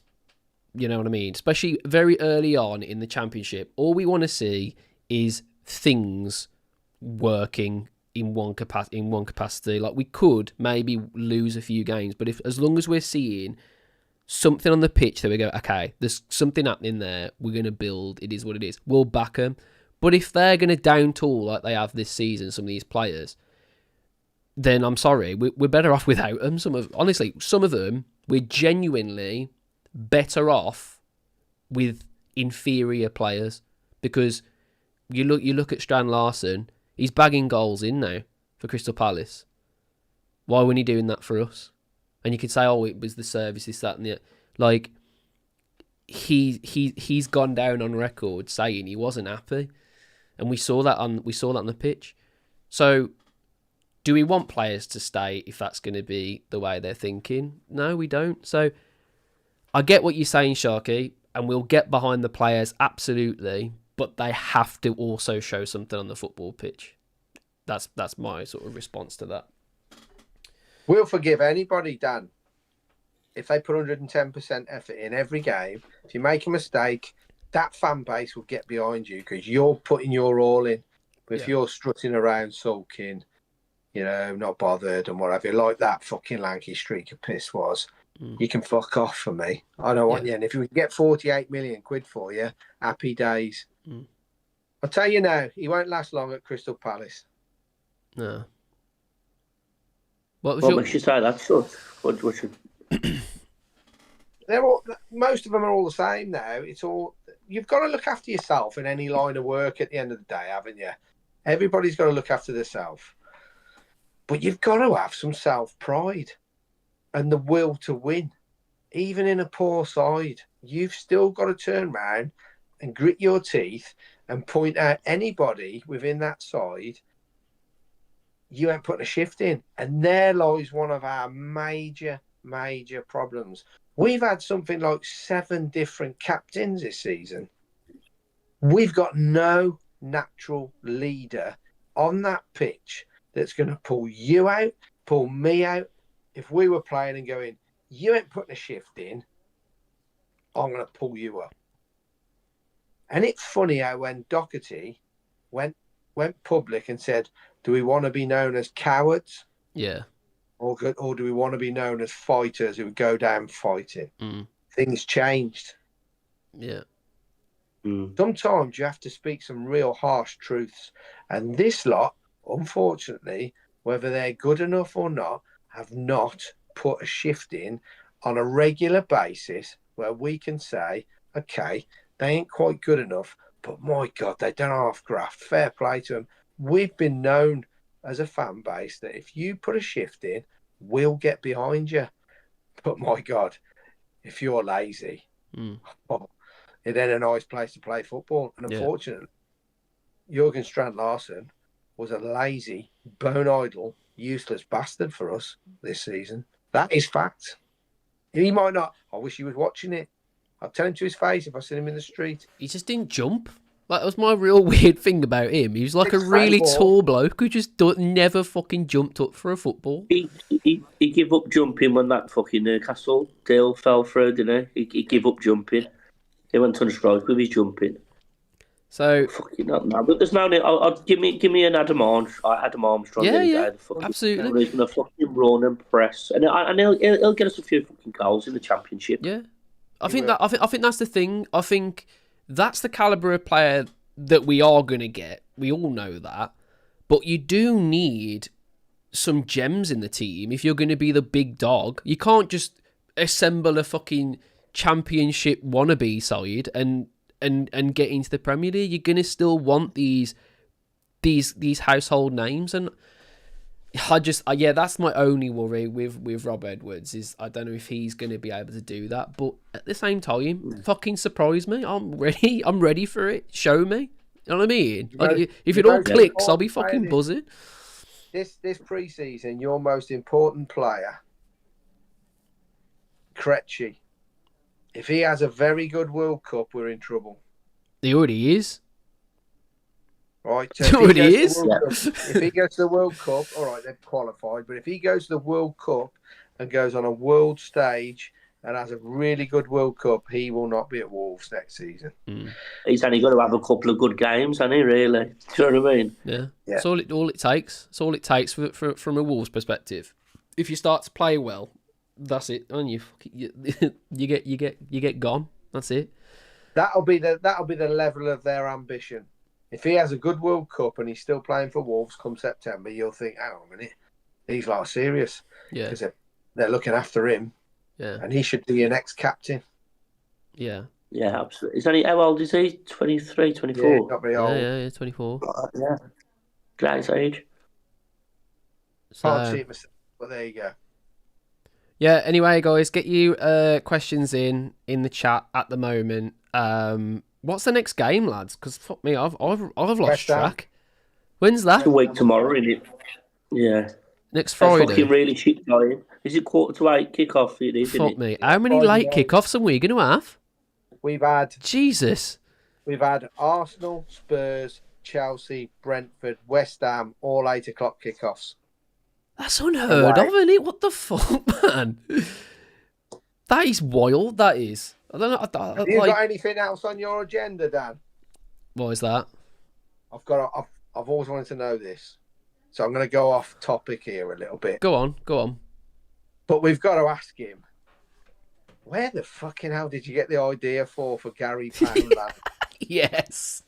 God, it's the name's from somewhere. The voice was somebody else. The shoulders I normally do all that. That was another bloke. So it's weird. I got this job and I found a big pair of fucking stupid glasses. And then bloke I worked with used to sound a bit like that. And a bloke had a surname that was a little bit like that. I used to pretend that I thought his name was Poundland as a wind-up. And I just started dicking about. Because I was dicking about for a long time anyway. Before that, I used to stand up as myself. Yeah. So I just used to dick about with voices and different looks and things like that. And that just all sort of fucking... These little bits... There's so many little things had to happen for it to come together. And then all of a sudden, I've got imaginary foxes living in my fucking spare bedroom and people think I'm a genuine fucking lunatic. So, it was the one thing that I was doing. I've been doing stand-up for coming up to 16 years now. But that was the thing that really stuck. I did a couple of reaction videos to a couple of results. And it was like, I was watching the views change, like fucking 150,000 views. And I was going, what the fuck's this? So, I'd have to get into some real fucking detail with you and bore you, Sutty, but I was always dicking about and being silly and trying to make people laugh. And I was doing the stand-up for quite a while. I did a lot of shit gigs and died on my arse a lot. I did I used to wrap myself in tinfoil at one point, and I went on stage and I called myself the Kirwanator. That's another daft little character I had. So I had I've got Jack Fat P-Mouth, which is the world's smallest mouth singer. So I'd go off stage like this and introduce myself. Put your hands together for the world's smallest mouth singer, Jack Fat P-Mouth. And I'd come on like this. Good evening, ladies and gentlemen. And I'd sing fucking My Way all the way through, basically, from start to finish. So I died on my arse loads before I found it. I had to work to find it, if that makes sense. Yeah, of course, man. That's Yeah, mental illness. Sorry, Sutty, short answer, mental illness. Wow. Yeah, you laugh about that, but you make a lot of people laugh. Oh, mate, that's what I was going to say, I always man. remember the one short thing that you did, and it still creases me up to down. I watch it, and it's the one where you were outside and you said somebody had offered you something if you'd shove your hand up their arse. Oh, yeah. And you said, the dirty bastard, it happened just over there. When you panned onto your hand, you got like chocolate sauce on your hand with sweet corn on it. That was it for me, mate. That just absolutely cracked me up. That is mental illness, because that's like a hill, like a walking spot, Bushbury Hill next to me. So I was up the donkey track, filming myself to that in fucking broad daylight. I forgot about that one. I need to get back to doing bigger stuff like that. You can't, but stuff like that and eating a fry up off the floor in the back garden. I was doing that like, is it hot enough to cook an egg? But then I cracked open like a tin of fucking tomatoes and got a rasher of bacon, and stuff like that. So the house prices have gone down for the neighbours, but I've got some content out of it. That's all that matters. There's blokes in Worcester that we were just banging these, even all the way down to, I know lads like football lads down south and that. And they'd send me your video or link me into your video on Facebook and stuff. And there was comments, and you just piss yourself laughing, like, you know, because a lot of it was in what I remember anyway, like your little short videos and what have you, right in the depths of lockdown. So it was a pretty sort of dark time for everybody, and it just gave us all that little chink of light that made us laugh. Do you know what I mean? Oh, mate, that's kind of you, pal. That's nice of you, chaps. I got furloughed for 8 months. So it was like, well, what am I going to do? So I made a list of what I'm going to do. I'm going to be able to do like videos every day, really fuck about and enjoy it. And because Boris Johnson was in charge and everything was upside down and it was masks, no masks, wash your hands and all that stuff, it was just easy to take the piss off anyway. Yeah. But so I was at home for 8 months. So I got an extra like 80,000 followers on social media and put on about fucking 6 stone, which I'm still struggling with today. So I just drank myself through it and got up every day and was able to do stupid videos. So, yeah, it was a special... A lot of people died, but it was a very special time for me. I'm not saying it was a funny time, but you gave a little bit of... No, you needed it though, man. You did. You did. I like to think I was like Wolverhampton's answer to Vera Lynn. What sort of comedians were you into and still are into, Jack? Like, what kind of comedians... I'm not really like a stand-up fan as such. Like you've got Peter Kay and Billy Connolly in terms of traditional stand-up, but I love like fucking my comedy heroes are probably Rick Mail and Bob Mortimer. Yeah. You know, it's Vic and Bob and Rick, League of Gentlemen, all the daft stuff, all the really Bob Mortimer, man. I think that's why people love Bob Mortimer, because it's just a bloke picking about and just being fun. Do you know what I mean? I've got no stories as such, but I just like being really silly. I'm really silly in everyday life, and to my detriment most of the time. But there's nothing better than being a bit soft in a bit of a... It's a mental world, and then if World War III kicks off and I have to stay in the house, I'll just do loads of videos every day until we all get vaporised. There's part of me wants Trump to send troops into Iran. No, I'm only joking. Just being silly. So I'm got a few things planned and I'm going to do some more stuff, some new stuff next year. But just keep being daft and that. But thanks, chaps. No, genuinely, I'm not just saying it because you're here. Like, genuinely, I remember so many times where, like, I'm getting back from work, I'm fucking knackered, things aren't great with family or whatever it is, man. And you just do these saff little videos. You can't help but laugh because it's just you're taking the piss out yourself, which, in my opinion, is the best comedy. Like when you can just take the absolute piss out yourself, that's brilliant for me. That's my favourite stuff. You've got to do it. One day, and watching one of your videos, quite a long one actually, 2 or 3 minutes, and sitting there thinking, I love this bloke, but he is fucking mental. And that's not in an horrible way that you mean. He is.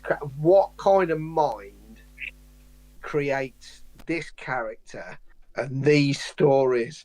And it was the one with Jack Grealish on Heelys in the bull ring. Oh, yeah. Fucking hell. And it went on because we had John McGinn as Quasimodo shouting out the clock tower in Birmingham. Oh, Mate, honestly, it was hilarious. And I'm getting Villa fans, because I've posted it on social media, absolutely fucking howling. Yeah. About Jack Grealish and being down in Birmingham and places. I mean, Birmingham. Oh, mate. Yeah, that's outside Claire's accessories, weren't it? But I always thought, at one point, I wanted to stand outside Molineux as Gary on a match day when he was coming, whether it was City or Villa. And I wanted a sign that was spelt in Gary's spelling that said, Jack Grealish, can I have your thong? Can I have your thong? That's what I wanted. I never really got round to it. But yeah, I mean, it's funny with all that stuff. At one point, I got, like, during lockdown, I got a missed call off on Instagram. I looked at it the next day and I got a missed call off Ross McCormack, who was at Villa at the time. He was at Villa at the time, weren't he? And he'd been through all this, being in trouble for being on the session and all this and being unprofessional. And it was not long before, I think there was that incident with Jack Grealish with his one flip-flop and all that stuff. Yeah. Fair, young bloke, I'm not criticising him. But I had that missed call off Ross Cormack and I thought, fuck. And I'm pretty sure it's in the map. But I think Jack Grealish was with him at the time. It was like 2 o'clock in the morning. I think they were having a drink and a party. And I think, fuck, if I'd have been awake and answered, it would have probably been Grealish on the other end of the fucking mate. camera. If you'd have done it, McCormack, which would have been funny. If you'd have done it, like if you'd have answered the phone and you'd have done it in your character, mate, that would have been fucking golden. That would, man. I'd have probably been scrambling round, but I'd have probably gone, "What are you doing? It's fucking 2:30, you idiots." You know what I mean? I'd have probably gone, "I'm a normal bloke. I'm in fucking bed." But I would imagine they might have thought it was literally a real fucking person. But it's funny, sort of thinking, "Oh, he must be aware of it. He would have been aware of it." You know, I saw a comment once. There was a comment once, and it was his dad. And so I thought, "Oh, this is definitely seen it." But all that banter and all that, he seems like a genuinely fucking class bloke to me, Jack Grealish. I'd love to bump into him and say, "Oh, I'm that daft bloke who does that stuff," and I'm just having the crack sort of thing. He seems like a genuinely fucking lovely chap. So, I think so. Yeah. I think I've my opinion of him's changed a lot since he's gone to Everton. To be fair, he seems to have rounded him up a bit, and I think Man City was fucking ruining him. To be honest, I think he was. I think what you got to realise when he was at the Villa, I know this isn't a Villa chat, obviously, but when he was at the Villa, he was a young lad who was having 100 grand a week chucked at him, and he's gone into lockdown. He's done silly things. He still gets pissed up now as a he's a normal bloke, and I think people can relate to normal blokes. But what I like about him, and we've given him some stick over the years at Molineux, haven't we? But what I like about him is if you watch him around any disabled kids or little kids and what have you, he is incredible. Yeah, he's a fucking diamond. He never ignores or walks past any kids waiting for autographs. He'll sign forever, whereas some of the prima donnas just walk straight past. I think they're too good. He is every Chelsea player. Kids. I've got a few questions, guys, just to sort of get us to the end. So Rebecca says the ground you're most looking forward to going back down into the Championship. Go on, Jack. Tottenham.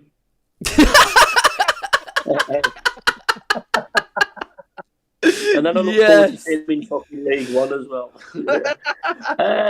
I wonder how cheap he'd be there.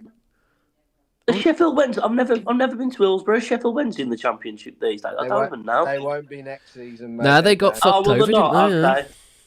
I really want to get to the ones that are going to be like that are really fucking old and not going to be there, can't physically be there much longer. Yeah. Anything like that. I'm looking forward to loads of away days next season. I can't fucking wait for it. Even if we're shit, I ain't bothered. We'll be there. What about you two chaps? Sorry. Go on, Sutty, you take it. Well, obviously, I say I hate them, but I love a trip to the Albion. It's just great. Why did I not say that? Yeah.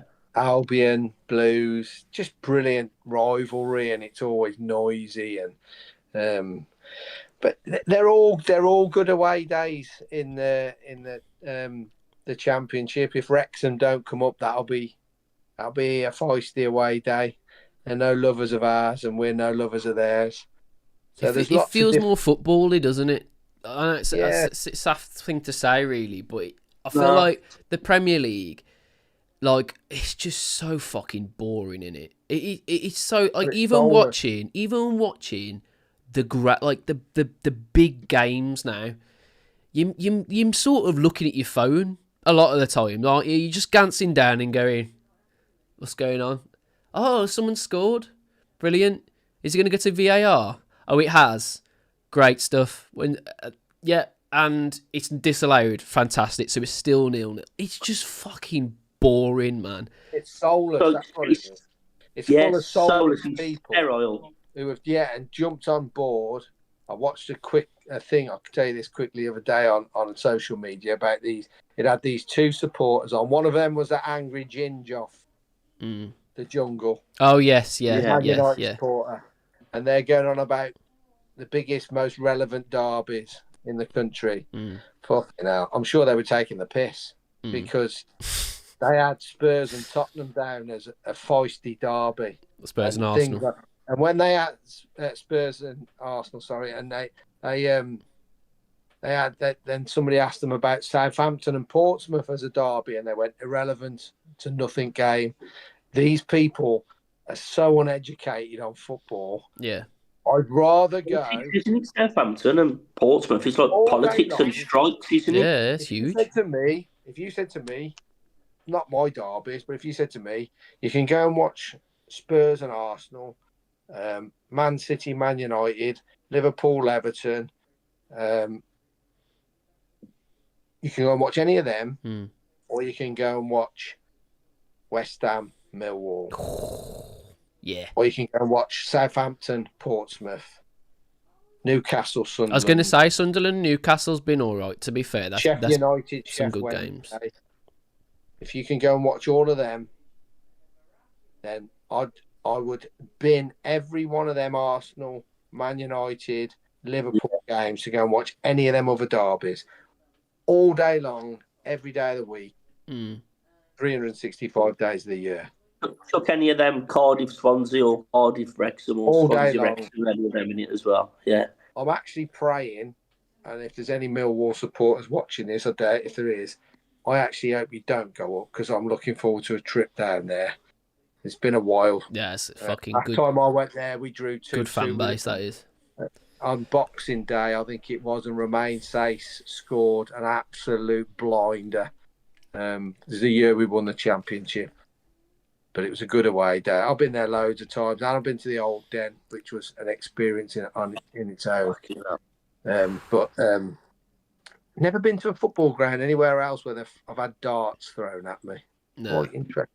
I think the roughest I've had it is when I went to the Leeds away, and that was when we were both in the championship. I can't remember what season that was. Feels fucking ages ago now, but that was rough, you know. That was pretty rough. Like outside, they are very hostile.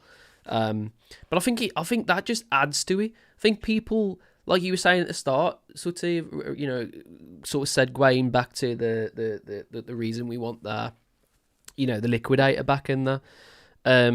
It is very, very soft now, and I do like the idea of having the championship back for that little bit more grit. Do you know what I mean? A little bit more football, that we love instead of this fucking handsy pansy. Oh, there was contact, so I'm going to fall over, and it's gonna and it doesn't matter if the ref says no because there's about 50 fucking cameras unless it's at Anfield.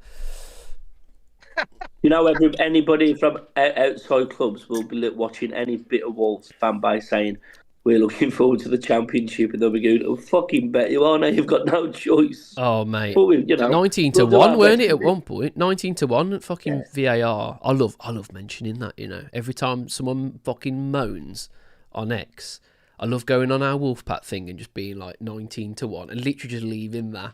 Because you're fucking moaning about the one thing that we were the only club that wanted to get rid of the fucking shit. It's fucking, It's just ridiculous. Let me try and read this. Cole Shee, I think his name is. Probably no relation, hopefully. Players, you would like to bring in next season, guys? Any specific players that you want to bring in next season? Well, they've done well bringing Armstrong in. He'll be good in the Championship. He's going to get you 15, 20 goals in that league. Got to have the service, so we need a creative midfield. There will be players that stay who will be far better in that league than they are in the Premier League. You'll keep your likes of your Bellegardes and people like that, whether you like it or not. The chances are he'll stay. And he'll be half decent in the Championship. I'll say it again. I wouldn't go and knock on the door at Aston Villa and say, do you want to loan Ross Barkley out? We'll flog him. If you want to loan him, we'll have him because he'll get regular football. He's the kind of player that will dictate a game in that. He's done it so many times in the Championship. But you've got to buy specific players for that league. It's no good going, for me anyhow, it's obviously an opinion, it's no good going trawling all over the outer reaches of Brazil to bring in a couple of 18-year-olds from Brazil and Venezuela and places like that, and the depths of China, trying to find players who you think will come good to make you loads of money. If you want to go straight back up like they've claimed, they've got to be ready. They've got to be battle-hardened in that division, and they've got to be able to go from day one, and they've got to be able to sustain a 46-game season. That's a long season. I think the other thing is, Sutty, the another thing just to add on to what you were saying, because I mean I agree, is what players are going, what voids are left to fill. That's, in my opinion, where we should be thinking. If you know your midfield is going to be fucking gone, because it's going to be, because the two best midfielders are going to be gone, and you're replacing him with essentially just Doyle at the moment, it's the areas that we need to strengthen. You know what I mean? They're where I think you should buy like a marquee signing, really. I think it's genuinely strengthening areas in which we're going to be really hurt with. That's my opinion anyway. I can't, like, in terms of names, give you loads of names, but the whole thing is so in the air at the moment. It's so tricky to actually go, that's who we should go for, because I just don't think we're the club at the moment to be even thinking those sort of things. We should be, but the way it is at the moment, I just don't think we're the club to be going, yeah, we'll have him, and he's definitely coming. I just have no confidence at all. I'm sorry.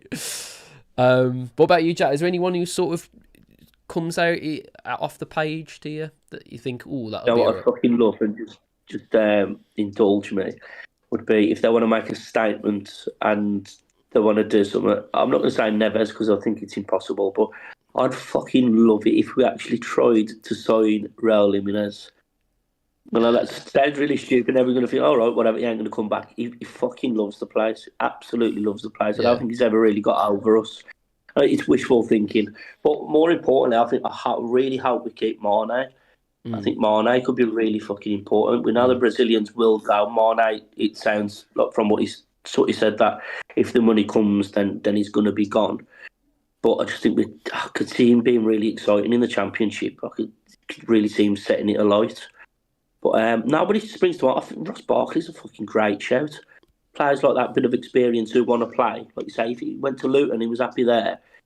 I'm sure he'd love to. I'm sure he'd be happy coming down here. But yeah, no one jumps to mind. It's more about keeping players. I think I want to see like fucking Hugo Bueno staying, Santi Bueno. Very true.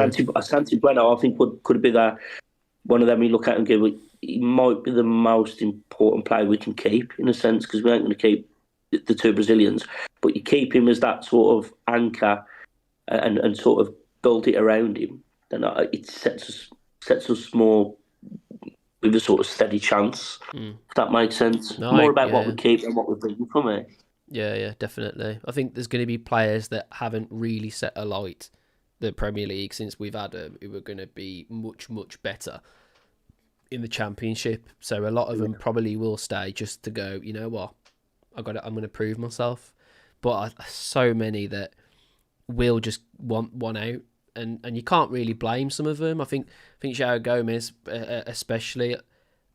I really just couldn't blame a player like that for leaving. I just like, if he stayed, that's just a fucking miracle, innit? It's to be absolute miracle. Yeah, Carl says, last question, what other things would you like to bring back to the Golden Palace? So, like, we've obviously talked about, like, songs and whatever. Is there anything that's kind of missing that, you know, that's been good in the past? Hope. Jez Moxey, we'll bring him. He can't do any worse, can he? Yeah. What can you bring back? What have we lost? You can't bring Steve Ball back, can you? He's still vice chairman, isn't he? Vice. Yeah, he's something. Vice chairman. Yeah. Oh well, I'll just stick with that. Well, if I would have said Raul, I might as well say Neves as well. Then I'm sorry. To be honest, like I know it's probably a little bit of a veering on the question, but it's been interesting seeing the characters that have come into, you know, into Wolves recently, like Joleon Lescott and stuff like that. That's been quite interesting. I think a couple of old lads who've been there know it are the sort of people that you probably need around the club now. And that's probably one of the major reasons that I've been Rob Edwards is probably the guy. You know what I mean? That is the main reason for me, is the fact that he knows the club. Like it's a huge thing when a club's struggling. But in terms of things that I think we should be bringing back, I mean, I don't know. I mean, I don't know if you boys are asked about anything that happens in the half-time thing, but I think a lot more charity stuff would be good, because I feel like the Wolves Foundation at one point was fucking brilliant. Like it was doing everything, wasn't it? I still feel like it's doing that behind the scenes, but it'd be nice to see some like charity stuff going on in the half times. I know they've done a little bit with the disabled children and stuff, and that's really, really good to keep up. That was brilliant against the Villa. The two did. Disabled team, disability teams. Just things that help the city as well. Like, you know, promote the city more, promote you know, businesses around the city, and start to think about Wolves as also Wolverhampton. I know is really key on this. Is the fact that Jeff was adamant in just having Wolves everywhere and Wolverhampton fucking nowhere, pretty much, when he was advertising over the seas. Be proud of the fucking city, because at the end of the day, yeah, it's a bit of a shithole, but at the end of the day, like, we're one of the only clubs now that have still got a traditional stadium in the fucking city, in the heart of the city. So I think that's a huge thing that we should be starting to promote now, is the fact that that's something that a lot of clubs don't have. You know, I think we do 100% need to start being more proud of as a club. Do you know what I mean? Instead of, oh yeah, fucking esports and all this shit. Like, no, like get back to the nitty gritty, man, where it matters. anything else you guys want to add? I'm sorry it's been a little bit long tonight, but I had a few things happen my side of the camera, which has been really fucking frustrating, to be honest. And I felt like most of it's just been me, like, running around trying to stop things from exploding. But hey, we got there in the end. But yeah, anything else you guys want to add before we finish? Oh, the West Ham fixture. Just a quick score prediction. We always end on a score prediction. Go on, Jack. I was going to say 1-0 West Ham for all that. I don't know. We might. I don't know. Probably a draw. I don't see us beating them. I think they'll be well up for it. Maybe a draw. Maybe a 1-1, 2-2, perhaps. Yeah, I don't see us winning now. Sorry, it sounds grim. I'm normally optimistic. No. Yeah, they're well up for it, and they're more organised now, aren't they? And they've still got something to fight for. Really, they're actually in it. Yeah. But yeah. Yeah, Carl says here, will you sort out the technical issues down before going live? But the hilarious thing is, Sutty and Jack could hear me. So, like, there's not really anything I could do from a technical standpoint other than going live and then opening up YouTube and just hoping for the best. Everything's fucking working, because it has been. So, yeah, a bit frustrating, but it is what it is. One of them things, 3-0 Wolves, says Matt. Neil says 0-1. So, yeah, 1-0 for Wolves. It would be our first win away from home in the Premier League, by the way. So that's already a lot of pressure, really. I'm thinking of a Wolves result. You could also go the other way. West Ham it is a bigger game for them, and they could shit themselves if we go ahead. But they have more to play for.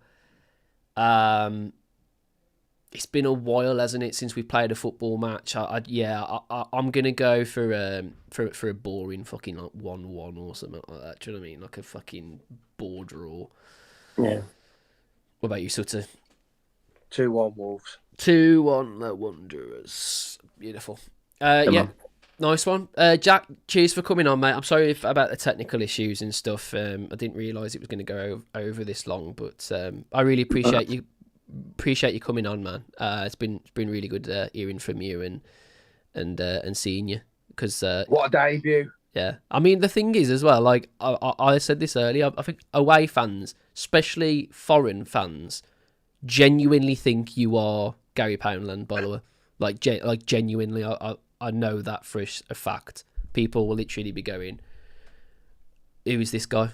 Do you know what I mean? So it's good to see you as yourself. Oh no, so mate. Yeah. I think you've been sound. I know there was technical problems and all that, but it happens. I've got to apologise. I went for a piss twice and realised I hadn't got my charger. So what are you supposed to do? That's on me. So fuck you, chat. I'm only joking. Should have pissed yourself. Should have pissed yourself, mate. Why ain't you got a bottle on the side, man? What the fuck are you doing? Oh, God. I know, sorry. So, yeah, sorry for my unprofessionalism. And fuck you, chat. Yeah, fuck off, chat. It's been a pleasure. Thank you both. Cheers, yeah, man. Dan, we've not met in person yet, have we? Or have we haven't, mate. We haven't. And to be honest, at the moment, we ain't going to be meeting at Molineux because I destroyed my season ticket about just before everything started to go to absolute shit. And Sutty knows it's a really important seat to me. But we'll see. We'll see what happens. I know the person that's got it, so I might get it back at some point. But at the moment, mate, it's just giving Fosun money in it at the end of the day. I just feel really against it. It's just my way of. At first, I thought you'd fucking sat on it or something. Yeah. Piss and sat like your granddad's or something in it. Oh fuck, sorry. No, I always take the piss. Hopefully, I'll see you soon now, pal. Yeah. Hopefully, I'll see you soon. We'll cross paths. Sutty, you're a fucking gentleman as always. You know the score, pal. And I'll look forward to seeing you both soon. Cheers. Did that sound good? It absolutely did. Yeah, listen, chat, thank you very much for watching. I know that we couldn't get involved in the chat very much today because of all the technical shit, but if you leave comments on the actual YouTube video, we'll go over it and comment on those, and I'll iron out some of the shit that happened. But it is what it is at the end of the day. Get on that fucking poll. Get on that poll. Should the Liquidator return to Molineux on X at Wolfpack WWFC and vote yes or no? Be honest. I honestly couldn't give a shit whether you say yes or no or not. It is what it is. Let's see what happens. But it's there for a reason. We want to sort of go back with the club and say, look, these are big numbers, man. These are a lot of people that want this back, or they don't want it back, and yeah. So it does matter. It's not just for a shits and giggles, really. Like it is genuinely going to matter. So yeah, get voting. Thank you very much for watching. Sorry it's been a long one, but we'll see you on the next one, guys.